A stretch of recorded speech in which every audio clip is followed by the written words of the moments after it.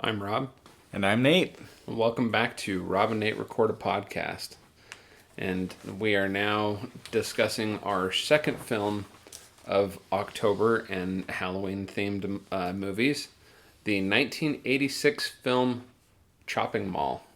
So we have just recorded our episode on the film Targets, which is a film that Rob went into really not knowing at all what to expect. But with Chopping Mall, you knew exactly what to expect going in. Unfortunately. Now, Nate, why did we watch this?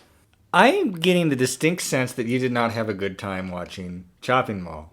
It was no Star Wars Christmas special, but it wasn't far off. Indeed. Yeah. Well, the reason we're watching this is because, and I think this is on my list of the one film from every year 1930 that I did this year.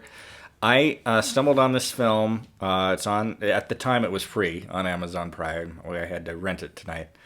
And I was just won over by the title. And I started it at 11 o'clock at night on a Friday, and that's really the perfect time to start this movie. This is a late night, cheesy exploitation film, not produced by Roger Corman, but produced by his wife, Julia Corman. This is from 1986. It is what the title indicates it is. It's Chopping Mall. It is a group of 8 young people trapped overnight in a mall, and there are robot security guards out to kill them because, in a not so subtly setup, lightning strikes the electrical equipment at the top of the mall and somehow endows these robots with both life and benevolence. Yes, and the owner of Securitronics says prior to this happening, "Trust me, absolutely nothing can go wrong." Indeed. Famous last words. This film is full of wonderfully trite cliche dialogue, including, according to my calculations, "It's worth a try," and "Dead meat, yesterday's news." Even better, "Blank fuchsia, it's Friday." Indeed. Yeah. Fuchsia. So, this is about a group of young people trapped in a mall overnight. They stayed there actually to party in a furniture store. It's one of a number of kind of weird stores in this mall, including full-on hardware stores, a gun shop, a paint shop, which is Not a gun shop, a sporting goods goods store that has guns, a pet shop. Remember when there was pet shops in malls? I don't remember the last time I've seen a pet shop in a mall. Possibly early teens. You know, in hindsight, it seems really odd that there would ever have been pet shops. stores That's true. in a shopping mall. And quite the paint store in this mall as well. That's important for the... Yeah, I mean, that wasn't too strange. Like, that would have been, akin to like a Sherwin-Williams. Mm-hmm. So...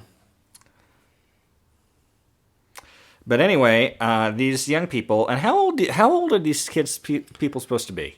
I'm thinking just out of high school. I'm assuming they're supposed to be somewhere between 18 and 21. Yeah, that's my assumption. Yeah. Though, so we have four couples. Yes. And the oldest of which is married, and I would assume they're supposed to be 5-ish years older than the rest of them, something like that. Maybe not. Maybe not, close to that. Maybe not quite that much, but. I mean, I got the impression they were, 2-3 years older. Yeah. So you've got the couple that runs an the auto mechanics, and she's a better mechanic than he is. Yes. And you like them, and then you've got the couples where the men work at this furniture store in the mall. The furniture store, I wrote it down, is called Furniture King, the House of Royal Values. Yeah. And you've got the main guy, played by Tony O'Dell, who's Freddy. It's his uncle's store. Ferdy, not Freddy. Ferdy Meisel. Ferdy Meisel, so he's Jewish. And he is the nephew of the guy that owns this furniture store, and there's 2 other employees who I assume are salesmen. They're both kind of jock types, one considerably more than the other. Yeah. And they come up with this idea to have a party overnight in the store and have sex on the furniture. Well, they said they've got fresh sheets, so the idea is to use the beds and then change the sheets and launder the linens, and no one will ever know the difference. Indeed. And they have to provide someone for Ferdy, who is not in a couple, because otherwise Ferdy might tell on them. And so that's their plot. And so they set him up with Ellison Parks, played by Kelly Maroney, who's one of 3 people in this film that I know from other things. What do you know Kelly Maroney from? Kelly Maroney was, she had a bit part in Fast Time at Ridgemont High in 82, 83, and then she was in Night of the Comet, 84, 85. She's adorable in this.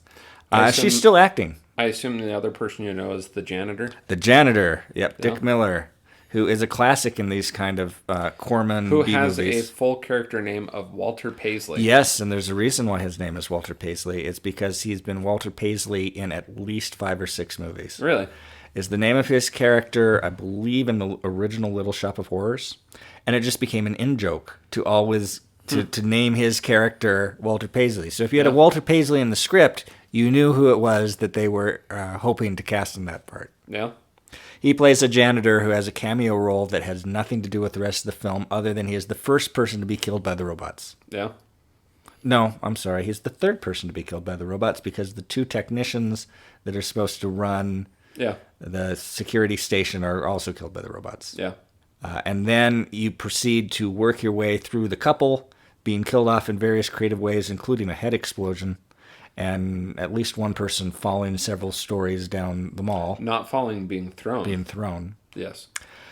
I like films about people trapped in a small space. I just like it inherently. It gets like an extra half star by virtue of being that kind of movie. Yeah. And you can more or less tell the order that these people are going to be dispatched. Kind of, they become more likable the further on you go. So the first 2, you're like, screw them. I don't care. Nobody about them. cared. Yeah. And then the second 2, you're kind of like, well, but the third 2, those were just like, oh no, I hope that. Oh, yeah. So there were stakes in this for me. Well, I don't know if you noticed, it was somewhat predictable, if for no other reason than the first 2 couples to be dispatched. The female end of the couples engage in gratuitous nudity. Indeed, there is some gratuitous nudity in this film. One example of which, as I commented, I think she comes from a different type of filmmaking. Yes, for sure. I just think this is a fun movie. I like that it's so cliche. I like that it's exactly what it sells you on it being. And I just had a good time, and it's an hour and 16 minutes long, and you wouldn't want it to be much longer than that. No. It's perfect for what it is. Yeah, it's pretty close to that, yeah. Mm-hmm. And it sets itself up pretty cheesily and not too much to...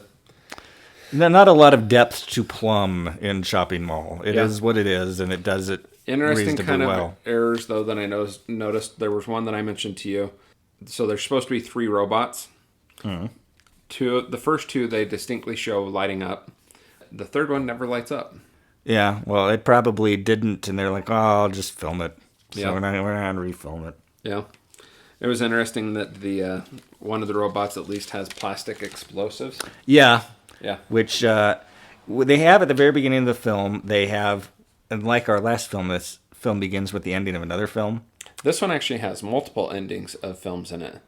Because then... That's true. They watched that, what's almost certainly a Roger Corman movie. Yeah, in the furniture store. But at the very beginning of the film, it's a advertising video for the robot security guards. Yes, made by Securetronics Productions. Indeed. Yeah. And then that doctor there, the scientist, does not look like a scientist at all. No. He looks like a football player. Yeah. And then they Dr. have this... Stan Simon, played by Paul Koffis. So they have this lecture at the mall overnight with a bunch of people, presumably owners of businesses in the mall. Some of them were supposed to be reporters. Mm. And they're just kind of explaining how that system works to them, and they're explaining how it's foolproof, basically, which is obviously guaranteeing that something crazy will happen. There's this couple that own a restaurant in the mall that have this back and forth at the beginning. I don't really know him, but the lady, the wife, is in another film with our lead actress, Kelly Maroney. She is one of the scientists in Night of the Comet. And there's also another Corman joke in The Name of the Pet Shop, which is Little Shop of Pets. Yeah. Which is a play off of Little Shop of Horrors. Yeah. I don't know. This is a guilty pleasure film to me. I can see why. It is filmed in the Sherman Oaks Galleria. Remember when malls were called Gallerias? Oh, yeah. In Sherman Oaks, California, which is a pretty impressive mall. I mean, it's a nice mall. It's a quality mall. Yeah. One of the things I love period malls. I love period malls in film. Yeah. This is a nice period mall. Yeah, for sure. So, just not your thing. I mean, it was okay. Like, I don't regret having seen it once. I don't think I'll be going out of my way to see it again. Yeah. Well, It was fairly... It was a little too predictable for my taste. yeah. Sometimes that's kind of what's awesome about it. Is it's paint by numbers Yeah. can sometimes be amusing. I like a good bad movie, and I think this was one of those. Yeah. I would give it 2.5 stars and probably 5 or 6 on the 10-star scale. I'd probably only give it 1.5 on the 4-star scale. Wow. On the 10-star scale, probably right around a 5. Curiously, I'm curious to see what it ranks on IMDb. Aggregate score, 5.6 stars. I'm surprised that this has 11,000 ratings on IMDb. The effects, what do you think of the effects? They're fairly cheesy. Yeah. Yeah. They like to have the animated electrical shocks, and then the lasers, the intensity of the lasers is very inconsistent. Sometimes they'll blast through whatever the heck, and Like a sometimes they'll head? do nothing. Yeah. Yeah. And other times they just bounce off of a mirror. Yeah, exactly. Yeah. And it's like, why didn't they use the head blasting laser to get through the door to the anchor store when the guy is hiding the anchor store? They have to take out this small little blowtorch, and it takes them forever. to No, that open was up the their laser. hole. It wasn't a blowtorch. That was the laser? Yeah. Yeah, and they alluded to that in the very beginning. They have a laser that can be used to cut through things. Oh, okay. It did not take very long in this film for them to resort to the lasers as opposed to their traditional weapons. They are very violent robots. Yeah. Even And though they're what not was supposed to be in their claw that was cutting? Oh. Because several They people like get to their show throats cut. Yeah. Yeah. They like to show the claw. Yeah. The most impressive thing in this film was the level of animatronics in those robots. Yeah, those are kind of neat robots. This came out the same year as Short Circuit. Oh, is it? Yeah. So you can't help but think of that. These are the evil version of number 5. Yeah, the discount version. Yeah, Yeah. number 5 is alive and looking for vengeance. Yeah. Number 5 must have been coming off of the production plant, and that's where he comes from. They were preparing this for other malls from Securetronics. Yeah. So, yeah. Well, I think that's all we really have to say about this film. We were joking before that this will probably be one of our shorter episodes because there's not a lot to say about Shopping Mall. And I'm Rob, I'm Nate. and this has been Rob and Nate Record a Podcast. So what else? Any other hidden thoughts on this? Hidden gems? You were The gratuitous nudity was like so predictable. Yeah. I enjoy bad movies more than you do. Yeah, you do. Yeah. I like to mix it up. I like a There good are- movie, but I like to mix it in a bad movie. There are bad movies that I like, but usually they have to have better elements than this. So, I don't know. Sometimes a bad movie that plays into how bad it is also is good. thought this movie did that. To a certain extent, not quite enough. I don't know. I Just like didn't quite the scene at the Italian restaurant, the pizza restaurant early on, I actually liked and this. that guy, the stereotypical Italian pizza, who just looked gross with all this stuff on his apron. I actually thought this was okay up until like the head exploding. Uh, Yeah. And that's kind of when I was like, yeah, okay. Yeah. this was a question I was going to ask. Have you ever stayed overnight in a weird location? And what location? Besides like scouting places, not really. But nothing super crazy. I stayed overnight in my high school once. Did you really? Yeah, we had, I was in debate, and we had what they called the 24-hour debate-a-thon, where they had debate to raise funds. They had policy debate rounds going for 24 hours from Friday after school until the afternoon the next day. And I lived very, very close to the high school, and I could have simply walked home because my rounds were done fairly, like, in the evening. But I'm like, I want to sleep in my high school. That'd be cool. That's a story. So I did that. And I also spent a couple nights overnight in a radio station. Yeah. That was fun. Yeah. I don't know. Maybe the weirdest places would be odd places in hotels when I was dealing with things chaperoning. Yeah. Fun stuff. All right. That's that.